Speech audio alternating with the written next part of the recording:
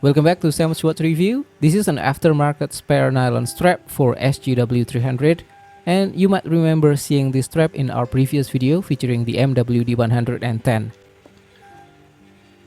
Well, in this video, I'm finally using it for its original plan, to put it on this W216.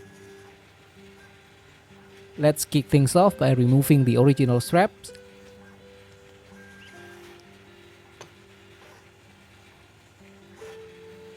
And thankfully, it's easy to do with this watch. The spring bar ends are easily accessible.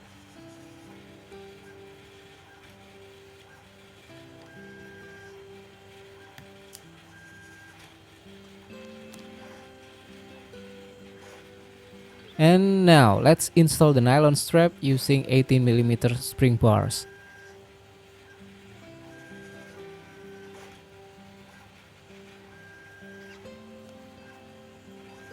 As you can see, it's a straightforward process.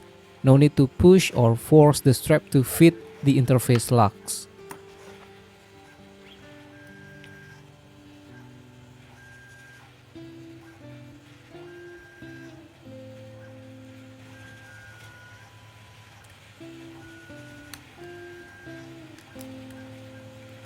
Now let's check out the result.